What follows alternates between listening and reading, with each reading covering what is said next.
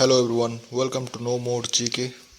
पिछली क्लास में हम पढ़े थे क्लास 11 द आइसलैंड, और आज के क्लास में हम पढ़ने जा रहे हैं class 12 northern plains of India के बारे में। चलो शुरू कर दे। जरा सोचिए, एक ऐसी जमीन की जिसे पूरी तरह से नदियों ने बनाया हो।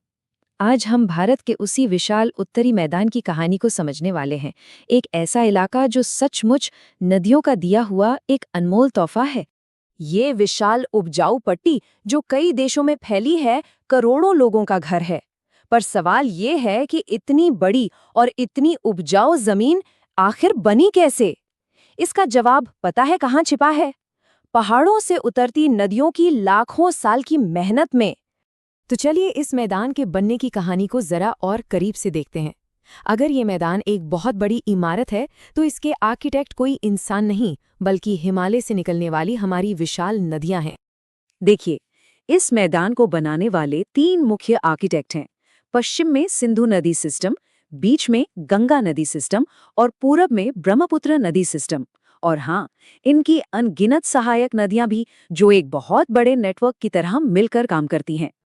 अब सोचिए, ये नदियां जब पहाड़ों से नीचे आती हैं ना, तो अपने साथ एक बेशकीमती खजाना लाती हैं। महीन गार्ड, रेत और मिट्टी। इसी खजाने को हम जलोढ़ जमा या अलूवियल डिपॉजिट्स कहते हैं। लाखों सालों तक इन नदियों ने इस मिट्टी की परत पर परत बिछाई, और नतीजा दुनिया की सबसे उपजाऊ जमीनों में से एक तैयार हो गई। और इसी लाखों साल की मेहनत का नतीजा है भारत का सबसे उपजाऊ कृषि क्षेत्र। ये सिर्फ एक मैदान नहीं है, ये देश का अन्न भंडार है, जो करोड़ों लोगों का पेट पालता है। अच्छा, अब इस मैदान को एक बिल्कुल अलग नजरिए से देखते हैं। चलिए कल्पना करते हैं कि हम इसे उत्तर से दक्षिण की तरफ एक केक की तरह काट रहे हैं। तो इस एक टुकड़े में हमें कौन-कौन सी परतें नजर आएंगी? जैसा कि हम देख सकते हैं, ये मैदान एक जैसा समतल नहीं है। इसमें पहाड़ों से नीचे की तरफ आते हुए अलग अलग जोन या कह लें कि परतें हैं। चलिए एक एक करके इन्हें समझते हैं। सबसे पहले पहाड़ों के ठीक नीचे आता है भाबर। ये लगभग 8 से 10 किलोमीटर चौड़ी कंकड़ पत्थरों की एक पट्टी है। ये एक तरह से विशाल प्राकृतिक वाटर फिल्टर जैसा है, जहां नदियां सतह पर दिखना बंद हो जाती हैं और इन पत्थरों के नीचे से बहने लगती हैं। भाबर के ठीक बाद दक्षिण में आता है तराई का इलाका। ये 10 से 20 किलोमीटर चौड़ा, नम और दलदली जोन है। यहाँ पर भाबर में जो नदियां गायब हो गई थीं, वो फिर से जमीन पर लौट आती हैं। ये इलाका घने जंगलों और वाइल्ड लाइफ से भरा हुआ है, और हाँ, मच्छरों से भी। तराई के बाद हम मैदान के सबसे बड़े और सबसे जरूरी हिस्से में पहुंचते हैं, जलोढ़ मैदान। लेकिन ये पूरा इलाका भी एक जैसा नहीं है। इसे समझने के लिए हमें पुरानी और नई मिट्टी के बीच का फर्क जानना बहुत जरूरी है। पहला है बांगर। ये वो इलाके हैं जहां पुरानी जलोढ़ मिट्टी मिलती है।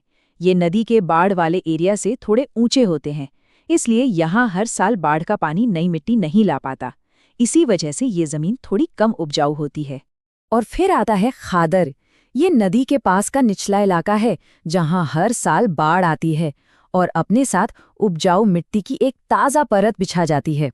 ये जमीन खेती के लिए समझिए सोने जैसी है, हमेशा नई और पोषक तत्वों से भरपूर।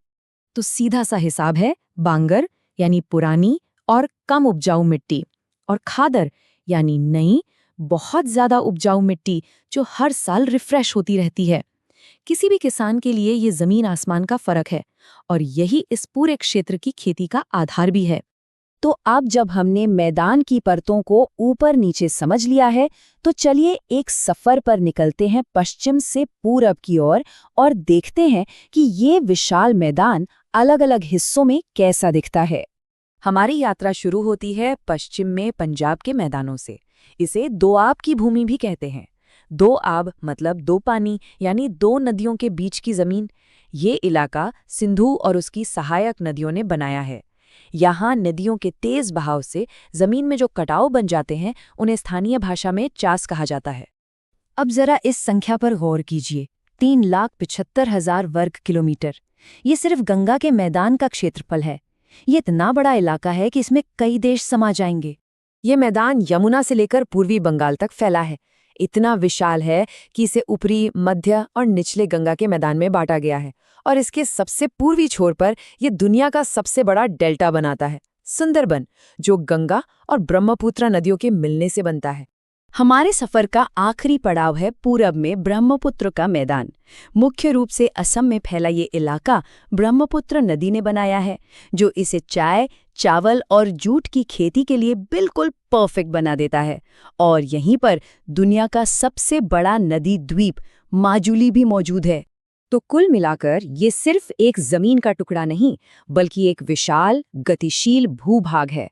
एक ऐसा लैंडस्केप जिसे हिमालय की नदियां अपनी जबरदस्त ताकत से साल दर साल बनाती हैं और संवारती हैं। ये एक जिंदा, सांस लेती हुई जमीन है। ये मैदान यकीनन नदियों का एक बेशकीमती तोहफा है, जो करोड़ों लोगों को जिंदगी देता है। लेकिन आज जब हम जलवायु परिवर्तन और बढ़ते प्रदूषण के दौर में जी रहे हैं, तो एक बड़ा सवाल खड़ा होता है। इस अनमोल तोहफे का भविष्य क्या होगा?